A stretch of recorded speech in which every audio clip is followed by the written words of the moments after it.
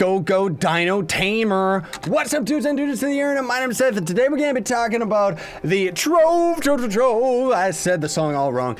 Fixtures, and well, not fixtures, frameworks actually is what we're going to be talking about today. We'll have a separate video that talks about the fixtures and the club development and stuff like that. So first of all, there's going to be all these different crafting tables, which of course is going to be for building.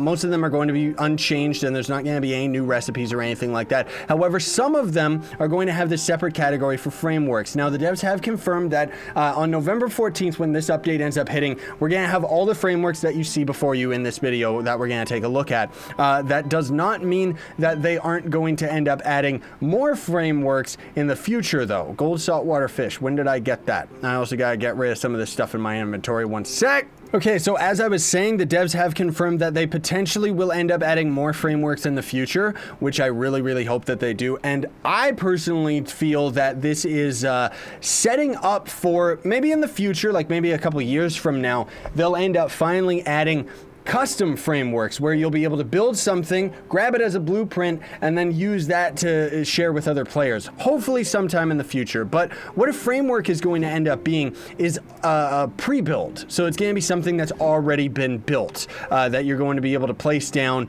wherever you actually want. So let me see if I can end up gathering each of these, and I'm going to show you right here. Like, look at these. Some of these are quite expensive, some of them not so much. You know, 3,038 blocks, purple blocks. I guess it's because this in itself takes 3,000 blocks. Like, they kind of have them all appropriate to the amount of blocks that they end up taking. And then there's going to be a couple others, like there's special frameworks right here, which again, we're going to look at all of these. And then there's going to be ones that you get from mastery. So as you get higher in the mastery pool, you're going to have access to a couple of these castle walls that you see around us. And then there's also going to be store frameworks as well. So when this update ends up hitting November 14th, we're going to have access to let me actually craft another one of these. We're going to have access to a radiant and shadow kind of tower build. And the thing that's really interesting is that all of these builds, all these frameworks actually do work on your cornerstone. So very quick, very easy way of actually giving yourself a very cool and quick cornerstone, right? Like, I think that that's awesome. I don't really know which one of these doesn't have and which ones do. Frontier workbench? No, that doesn't. Maybe that's already it. But then there's going to be the new biome right here, the forbidden workbench, which of course is going to have all these new resources, which I don't have much cinnabar, so of course I can't really build any of those. The basic spire frameworks right here are going to just be a bunch of trees, which of course I'll show you these in a minute. And then there's going to be the advanced Forbidden Spires framework. So this is going to be something that I assume is going to happen in the future of Trove. But as of right now, there's only advanced frameworks for the new biome. So what this is going to be is a rare drop from recipe dungeons in the new biome. It's going to be a rare drop that's going to just plop down in your inventory. It's not that difficult to grind, thank goodness, because these are actually very cool, but I don't seem to... Oh, I just have a full inventory. That's why I can't put any of these things down. Well, either way, I'll show you what all those look like over here. We kind of just been experimenting. Whoops, spoiler alert. Here's what the Mastery Pegasus ends up looking like. But you see all these buildings right here? These are pre-builds. This is the temple right here that we ended up seeing 2 seconds ago on the Forbidden Table. We ended up testing out a couple of the houses over here and over here. This one I actually tried to put two builds, like one house on top of the other, to see if that would end up working, which it kind of did, but not too well. So let's actually get rid of all of these that are on my hotbar here. And then I don't want to... No, stop it. Let's just do this and grab a whole bunch of these as well. Bloop. So the way that these are going to work is, simply put, you can see already the way that it's going to work. Unfortunately, it's a little difficult to place a lot of these. You can rotate it, which I just did right there. And you can see that's why it's like behind me and I don't know where it is anymore. But you click, and there you go. You instantly just built yourself a giant tree. Now, you gotta be careful because this could be a way that you could very easily end up griefing a club, but I still think that it's absolutely awesome, and it's going to end up making the area, like, you're gonna be able to make a zone look so good, dude. Like, seriously. You cannot place this framework because another is still being built. Okay, so that's good.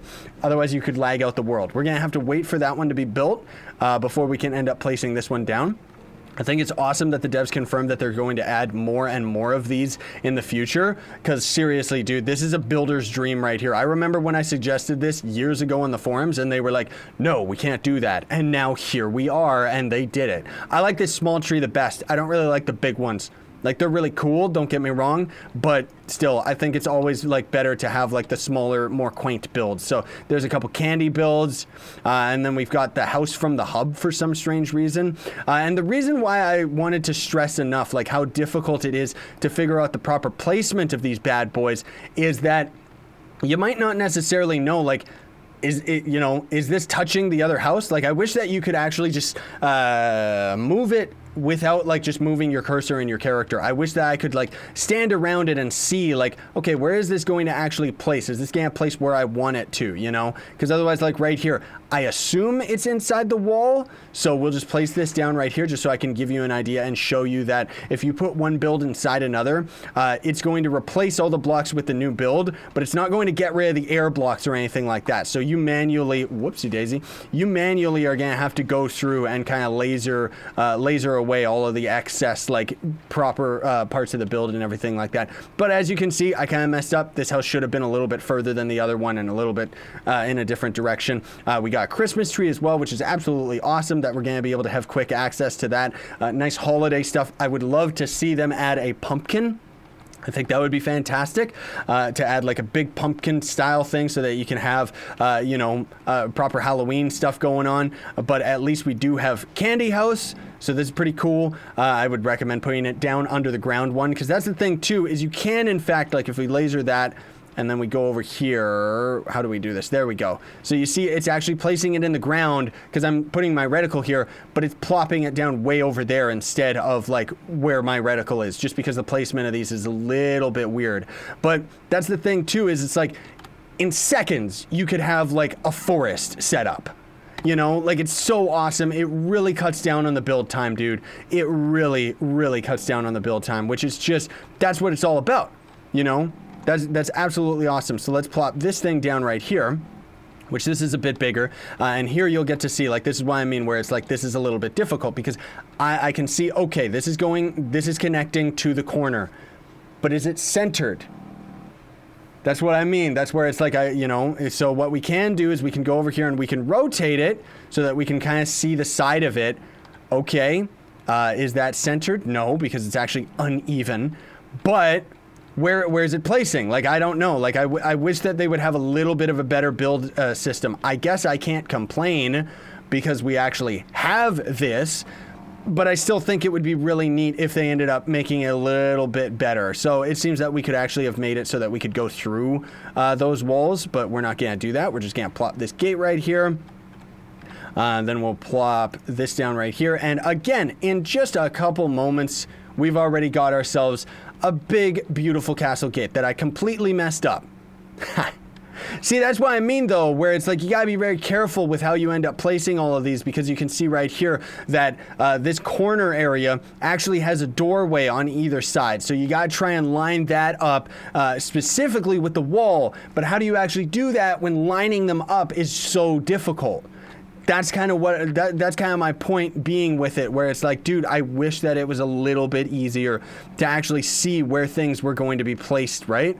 But it's awesome that we can actually have, like, this one's already got like a built-in staircase, go to the second floor right here, and then you would be able to walk onto the wall, and then it's got another staircase that goes all the way up to the top. But as you can see right here, I kind of messed up, and I didn't end up putting the door over here, or putting the door on the right placement, because I didn't even notice that this door was here.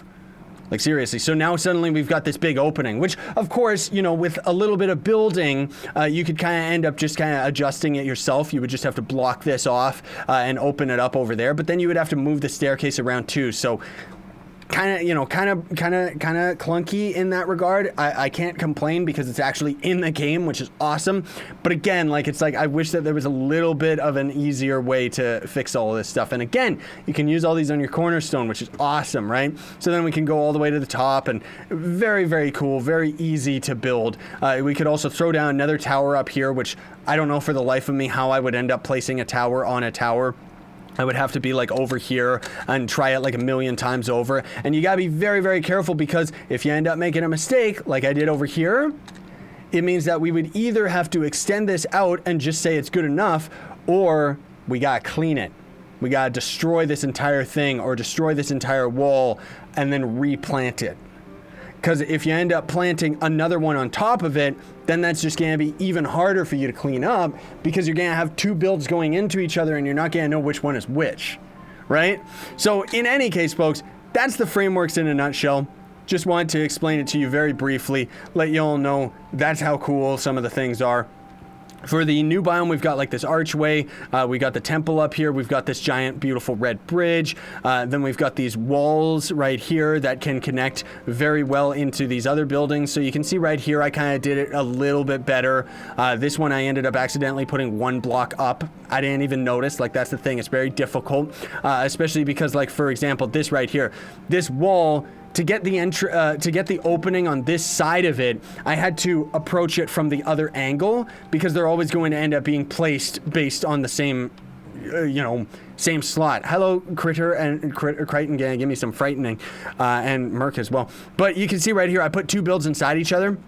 So I would have to actually remove this end right here to end up getting this temple area to end up being the one that's all opened up and everything. So again, it's very, very awesome for people that do custom builds. You're probably gonna want to put these down and then kind of tweak them yourselves. But it's just fantastic that we have something that's so easy to end up working. And I don't know if the devs realize how absolutely awesome these are. I think builders are going to go absolutely crazy. I would love it if there was a way that we could create our own, either to create our own frameworks and then just have them accessible by other players, but I see how that could get trolly. So I would love to see a way that modders, not even modders, how's about that?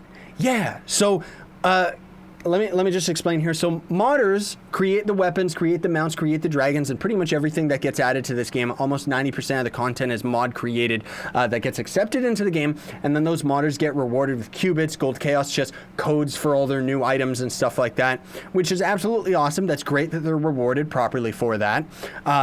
But I think it would be fantastic if the devs ended up opening up a new pool where builders could finally have their time to shine and set up, maybe kind of similar to modding, where they would build frameworks that could be accepted into the game, and then those builders could be rewarded. Then a builder, then so many of the great builders of Trove, I personally don't think would quit, because they would have something that they could be inspired to actually work towards. And then again, of course, they could start throwing some of them in the cash shop, maybe throw them for qubits and credits so that players would have the option to pay to win them. Builders especially would have something that they could actually spend their money on rather than just all of the grinding, because there's some people that just play Trove for the building and don't touch anything else. So I think it would be really awesome if they added something like that. Seriously, I really hope that the devs are actually going somewhere with this, instead of it just being another feature that they just put into the game and let fall to the wayside. But honestly speaking, with how big this next big Trove Adventure update is going to be, and it's big, I think that they're actually taking a huge step in the right direction as far as the development of this game is concerned. It's absolutely insane. Anyways, thank you so much for watching, everybody. Very much appreciate it. Don't forget to like, share, favorite, and subscribe for more daily content, as well as building up loyalty points by my merch store. Links are in the description for that. Sign on and stay epic, everybody.